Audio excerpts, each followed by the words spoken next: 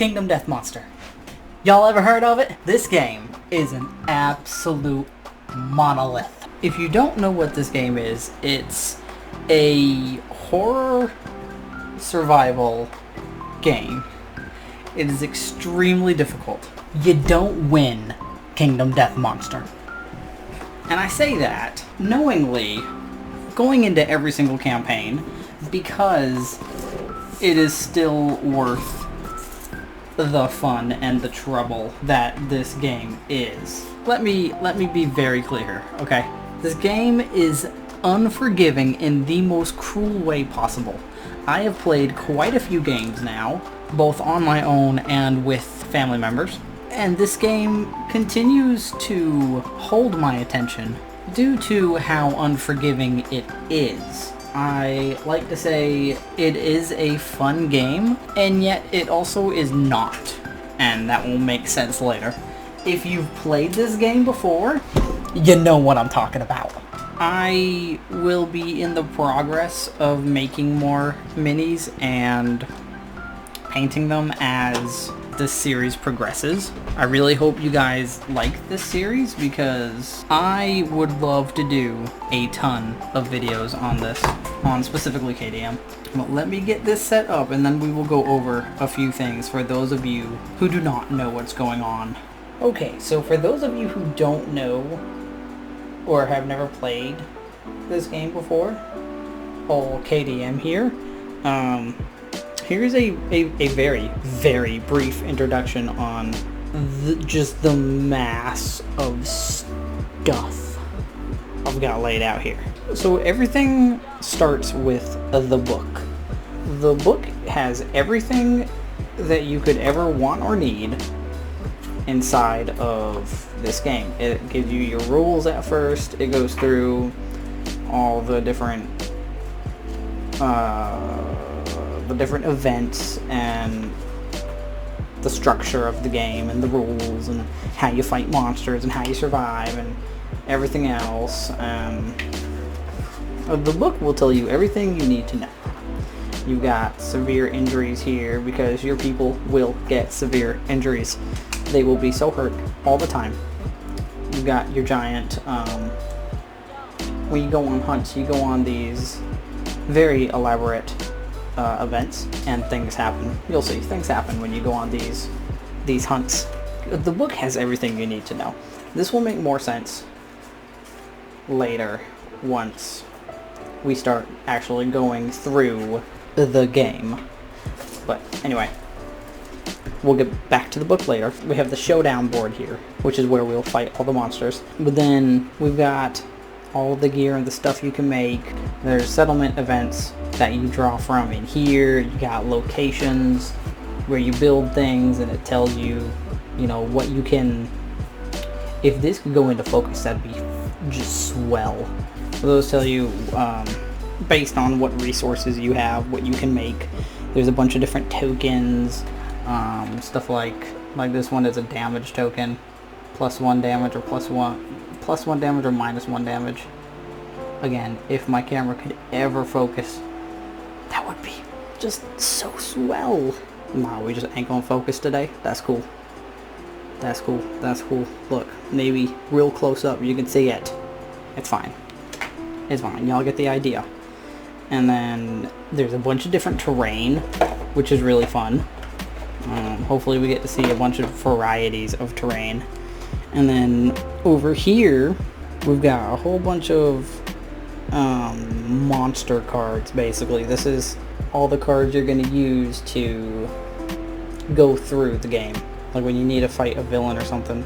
Like, our very first fight will be the White Lion. Like, this is the entire stack for the White Lion. Again, all of this will make sense later. And then you've also got stuff like, this is your terrain cards where, let's say this is the bug patch, so it'll tell you the directions and such. There's resources, your innovations, which will make sense later, I promise you. And then we've got some people, some monsters over here. And this is the White Lion. We're going to be fighting him soon, here in a few minutes. The Screaming Antelope, just survivors in general. Some of the little minis that I've made. I want to make so many more minis. And then you've also got this little board here that tells you how to go through the settlement phase, which I probably won't be using too much since I I know how this goes.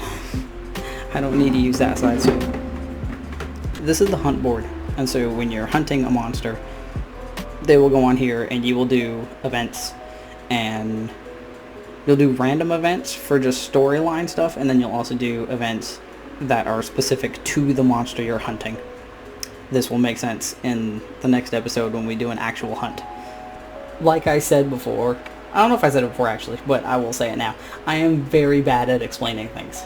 We're going to go ahead and just jump into the prologue, get the story going, and we'll see how it goes from there. So first things first, we have to make a settlement first off. So full disclaimer, I will be using the app, the Scribe for KDM app, that makes things infinitely easier. It's a lot easier to use the app, and it's a lot faster to use the app rather than doing just paper recording, because the app will just hold everything, and technology is great, and that's what we're doing. So we need to create a settlement. So let's go through some of these names and see what pops out. It's always given me really good names within the first like 10 randomizations, and I don't like any of these, to be quite honest with you. Oh, I kind of like that. Amarante. You know what? Let's go with it. Hopefully you guys like the name. I'm going to stick with it because I like it. So, Settlement of Amarante. We are not doing any expansions. This is just a straight core game playthrough. This is version 1.5, by the way. I'm really excited for whenever 1.6 comes out, but this is just 1.5. So, we get started with these 4 given starters. This is the people that wake up, and their names are Alistair, Erza, Lucy, and Zachary. So, we're going to keep the names of our starter survivors. Let's go ahead and go through the prologue story, because if there are people in here who have never seen this game before, the prologue is really important. Let me see if I can show you guys the game book as well as read it at the same time. I don't know if I can. Once upon a time, there was a place of carved stone faces. A man with a lantern lay sleeping a dreamless sleep. The man knew nothing. One day, the man woke up. He rubbed the dried ink caked over his eyes and opened them. Around him, he saw other people stirring, and beyond, a horizon of unbroken darkness. A woman approached the man with the lantern. Her soft hand reached out to him. They had no words. They were a mystery to each other. Suddenly, a monster emerged from the darkness. Its eyes wild with hunger, it attacked. The people were no match for the monster. It tore their flesh and crushed their bones between its feet. Some it devoured whole. Overcome with terror and grief, the man with the lantern collapsed to the ground. Cold stone noses pushed into his side. There was no escape. But the man did not want to die. Desperately grasping at the cold stone faces, he felt a crack and tore it with all his might. A piece of stone came free. It was sharp and deadly. The man with the lantern scrambled to his feet, his weapon clenched in his fist. He took a deep breath and roared into the darkness. Somewhere in the place of stone faces, nameless men and women stand together. They have nothing but a need to survive and a lantern to light their struggle. And we begin. So that is the base storyline. These people wake up and they just have to fight. They have to fight this lion. And see, it's really nice on the app here because you can just depart and now you're in the fight. So now I must set up the fight. Alright, so we have the board set up. We've got our survivors in place. We've got the white line in the middle there. I've already shuffled our hit location and our AI deck according to the book, which I've got right here.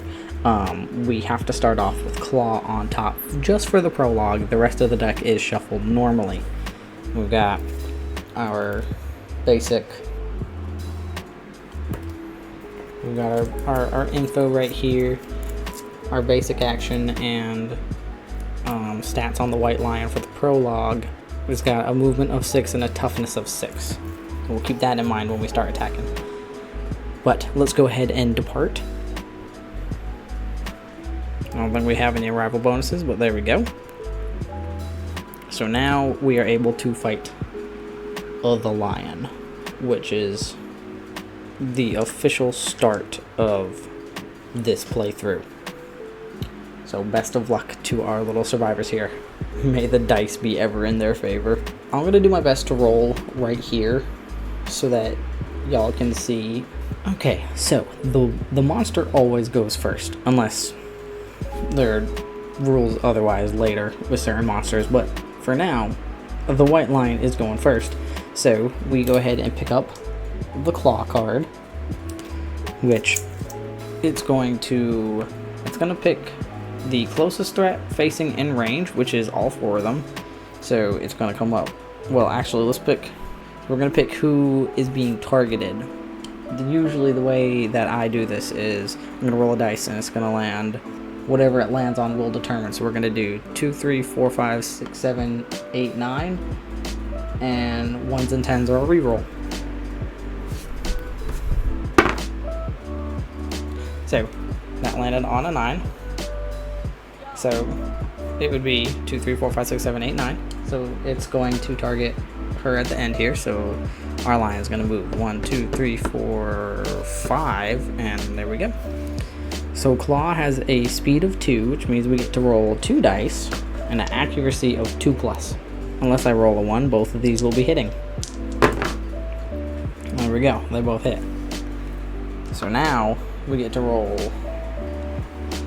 the hit location dice, which tells you where exactly they get hit on their poor little fragile bodies.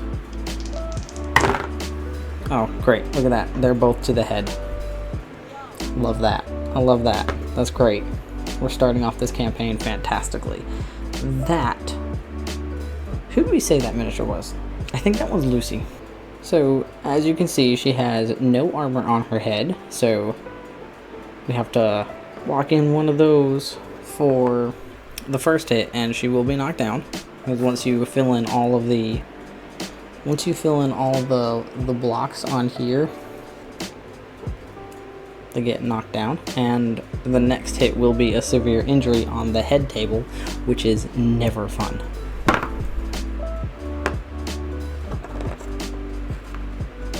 Knocked him over. Oops. So we rolled 8, and then this is where you need to keep the book handy, because the book has this wonderful page that has all of the severe injuries. So since we rolled an 8, according to the book, she now has a concussion. So we scroll down here and we're gonna hit severe injuries, concussion. So your brain is scrambled like an egg, gain a random disorder, and gain 1 bleeding token. This is not a good start to the story.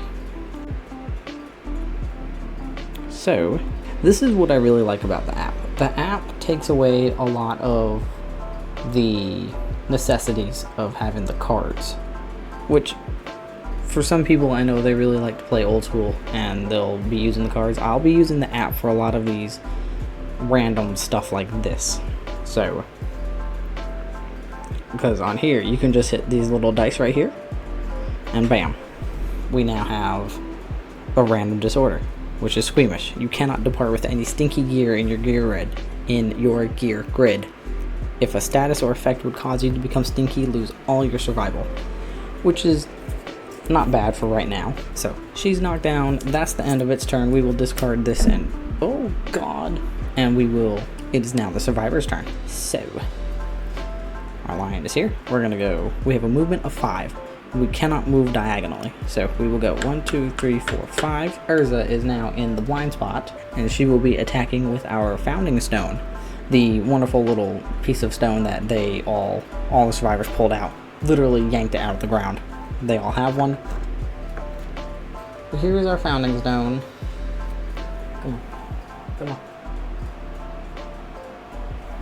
It's got a speed of 2, which means, again, we get to roll 2 dice. And it has an accuracy of 7, but since I'm in the blind spot, then we only have to roll a 6 in order to hit. So, Urza, come on. Well, there we go. We got an 8 and a 9, which means both of those hit. So now we get to roll, or we get to draw 2 of the hit location for the lion. So on this first one, we have to roll. So the lion has a toughness of 6, and the founding stone has a strength of 1. So we have to roll 5 in order to wound it. There we go. So that was a 6, so this one wounds. The reaction on this one was only if we failed, so we don't have to do that. On this next one, I rolled a lantern. I rolled a lantern 10, which makes it, oh come on now. There we go. Which makes this a critical hit. Or a critical wound, excuse me. On some of these cards, you will have, I don't know if that'll focus. On some of these cards, you have critical wounds if you roll that lantern 10. So on this one, it says you bruise the white lion's femur, crippling its graceful movement. The white lion gains -1 movement token, and we gain 1 random white lion resource, which is fantastic. So that was a wound. We're going to put this in the discard pile, and we're going to grab a -1 movement token. There we go. A movement token. I don't know if you guys can see that. That's fine. So that goes up here. So now the white lion can only move 5 spaces just like us, which is great. So now we're going to move old Zachary here. He's going to go 1, 2, 3 and attack from here with the founding stone again. But since we are not in the blind spot, I have to roll a 7 in order to hit with the founding stone. None of those hit. So moving on to Alistair. He will move on this side, and same thing. Roll a 7 to hit. That is 1 hit, 1 fail. So we draw this again. Oop, just a normal hit location card. So we shall now roll to wound. We rolled a 3, so that means we get to do the failure reaction, which says perform basic action, target the attacker. The attack gains +2 damage, which absolutely sucks. So our basic action for the white lion has a speed of 2. So both of those hit.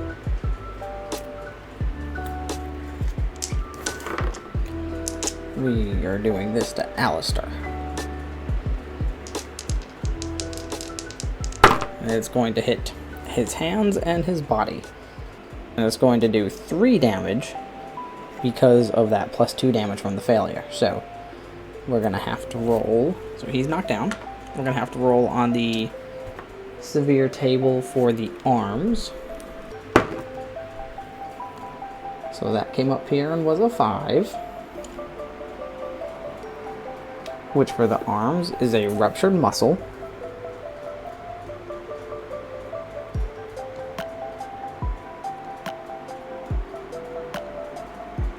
Well, that is a painful rip. The arm hangs limp. You can no longer activate fighting arts. This injury is permanent and can be recorded once. Gain 1 bleeding token.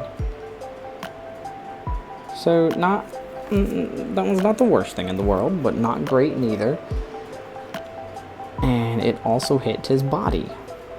So we get to roll on the table for that too. So this is why you don't want to fail with your wound rolls. That one was a 9. Which is just a collapsed lung. That's no big deal, guys. It'll be okay. You can't catch a breath. Gain -1 movement token and gain 1 bleeding token. So we're going to come down here and not strength, movement. So now that was permanent, wasn't it? Yes. No, 1 token, which means it's temporary. So we just do -1 on its temporary, and now he only has a movement of 4. Assuming he makes it out this round, it's just temporary. Or out of this fight. So now it is the lion's turn. She can stand up now. Wrong one. So, oh jeez. I just got grasp. So this is going to target the closest knockdown survivor, which is going to be Alistair. And it only has a speed of 1, and it's only got an accuracy of 2+. So, and I rolled a 4, which means it's gonna attack him. He's got a damage of 1. So it's going after his waist, which actually isn't that bad considering that's the only place where they have armor. And this one has after damage. The white lion isolates its prey. Full move the white lion away from all threats. Target suffers grab. So he's gonna take our little Alistair here. Push him out of the way. 1, 2, 3, 4, 5. He's here. So we moved him 5 spaces away from everyone. Place target, and target suffers grab. So we place the target knocked down in front of the monster. The target suffers 1 damage per monster level. So we have to roll this again, and that's on the feet, which he has not. Alistair's not doing great, guys. We're gonna attempt to get him out though. It'll be okay. So now it is the survivor's turn. So we're gonna move her right here. 1, 2, 3, 4, and again she's gonna attack with the founding stone, but she's in the blind spot, so we only have to roll 6. Those both hit. Fantastic. So we got our 2. We will roll for the straining neck first, since that one was the first one that we drew. We rolled a 4, so that does nothing. We have to roll at least a 5. That was that one. Let's do this one. That one was also a 4. This one has a failure reaction. We're going to perform a basic action against the attacker. So that is a speed of 2. Both of those hit. On the waist and the body. He's got a damage of 1. So that's actually not that bad. Zachary still has 5, so we can go 1, 2, 3, 4. We can't get into the blind spot, but we can put him back here. So we must roll 7s. We rolled not high enough. 1, 2, 3, 4. That was 1 hit. So again, we have a failure reaction, so let's not fail this roll. We did not. That was a 9. That was a wound, so we're going to take one of these, put it in that discard pile. And now it is the white lion's turn. So we're going to stand Alistair back up. Draw our card here. We drew size up, which is going to pick a random threat in the field of view. So Alistair is the only one not in the field of view back here, because he is in the white lion's blind spot. We are going to intimidate our target. So let's pick a target. We're going to do the same method we did before on a roll. We're going to do 1, 2, 3, 4, 5, 6, 7, 8, 9. 10s are a reroll. So that was a 1. So he's going to target Zachary back here. The monster stares down its prey. Turn to face the target and roll 1d10. On a result of 4+, the target suffers 1 brain damage per monster level and is knocked down. So we rolled a 10. So hold Zachary here. It's going to suffer 1 brain damage, so that's colored in now, and is knocked down. Honestly, Size Up is probably one of my favorite White Lion cards because it doesn't do a whole lot. And now it's our turn. So we're going to put Alistair back here because we can. We have to roll 6s to hit. Both of those hit. So we got that one and this one. So the first one here has no reaction on it. That's an 8, so it wounds. So we can put this one in the discard pile, and this one has a reaction of wound. So if we wound it, then we have to do that reaction, which we wounded it. So on this one, if the attacker has 3+ understanding, the sound of cracking ribs is encouraging, and the attacker gains +1 survival. We do not have any understanding. We just started this, so that was another wound, which is just the greatest. So now I'm going to shuffle these up real quick, and now we are going to put Lucy in the blind spot. So both of those are hits. Fantastic. So the first one that I drew, the first hit location for the lion is impervious, which means it will not remove any AI cards. It will not wound, period. But we can still roll to see if we get the critical wound, because then we get the rewards for rolling a lantern 10. We did not do that. Nothing happens. I rolled an 8, but it's impervious, so it doesn't wound.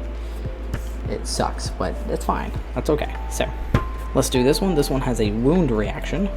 I rolled a 1. I rolled a 1, which is the worst. It's fine. But since we did not wound it, we do not do the wound reaction. So moving on, we're gonna have Urza move to this side and attack, just so that in case there's a reaction, it'll just go after her this way. So with the founding stones, we have to roll a 7. That is 1 wound. There is no reaction on this. So if we fail, it's fine. If we wound, it's fine. Nothing happens. And we wound it. That was a 9. So another one. You can see I'm not looking at what I'm discarding. I'm just showing you that I'm discarded one. No reaction. Beautiful. Now it's the lion's turn. Oh, good. We got claw. So this was the very first one we started with. So closest threat facing in range is going to technically be... It's going to be Urza anyway, because she's the only one not in the blind spot. He was facing this way. She's the only one not in the blind spot that is a threat. So it's going to attack her. This is a speed of 2. Ooh, I rolled a 1, which means only one of those hits. And it is going to go after her waist. So this is Urza, and it's attacking the only spot that she has armor, which is optimal. Now it is our turn. Zachary can stand, and I'm going to put Zachary in the blind spot. So again, founding stone, blind spot, have to roll a 6. That is 1 hit. So now we will roll to wound. That is a critical wound. I rolled a 10. A lantern 10. So the rewards for... right down here. The rewards for this hit location is cancel the reflex reaction on this, which is just fantastic. I love that. The white lion's tail is destroyed, ruining its finely tuned balance. The white lion gains -1 accuracy token. Gain 1 lion tail white lion resource. So let us grab that. Okay, so we've got our accuracy token. Got -1 accuracy now. And here is all of our... Oop, those are hunt events. Here's all of our white lion resources. I'm going to find the white lion tail. There we go. Tail. I'm going to place that over in the beyond where you cannot see that we earned that. So that was the critical wound. Now we get to get rid of one of those. That was Zachary's turn. So let's just go ahead and put Alistair back there. That is 1 hit. This one does not have any sort of reaction, which is fantastic. We rolled an 8, which means that one wounds. So now we are down to no more AI cards, which means We only need one more wound, and then the white lion is dead. I'm gonna put Urza over here, and she's going to attack. Seven's hit with the Founding Stone. That is 1 hit. I don't know how I haven't drawn the trap yet. Just saying. I've been expecting it. We are more than halfway through this hit location deck, and I have not drawn the trap. This one has a wound reaction, which won't matter because if this wounds, then it dies. That is a 3. That does nothing. So the only thing we can do left is attack with Lucy. She's the only one that has not attacked. Come on, Lucy. None of those hit. So, since I no longer have AI cards, the white lion is going to perform its basic action. So, this one is closest survivor in field of view, one of these two. And the way that I'm going to determine this is we're going to say Urza is evens and Lucy is odds.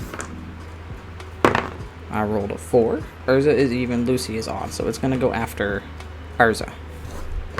So this has a speed of 2. We have a -1 accuracy token, so we have to roll a 3+ in order to hit. Both of those hit. It's going after the head and the body. This has a damage of 1. So, head and the body. All the boxes for the head are colored in, so now she is knocked down. But it is now our turn. So, Lucy is in the blind spot due to that attack, so she is going to attack. Those are 2 hits. Ah, there it is. The trap card. Lovely, and it's against Lucy, who already has severe wounds. Oh, it's just 1. That's not that bad. Okay. So, the trap. The attacker is caught in the white lion's ruse and is savagely mauled. So he's going to turn around. The attacker is doomed. Perform basic action, target the attacker. So basically, we cannot spend any survival until this card is resolved. So we can't dodge this attack, and we can't roll to see if this wounds, because this overrides everything. So basically, we just have to perform a basic action against Lucy here. So both of those hit. That's going to go after her waist and her body. So that's just 1 on each. Not terrible. She's going to be knocked down. Oops. Lucy, get back there. And now we shuffle the hit location deck. Shuffle that bad boy right back in there. So I'm going to attack with one of the boys, probably Zachary, since I can get him in the blind spot. And if he does not wound, I'm going to throw the Founding Stone to get this last one over with. So it is still technically the survivor's turn. The trap only happened to Urza, so Zachary's going to get back there. Our hit location deck is reshuffled. That is 1 hit. That is all we need, too. Come on, finish this off.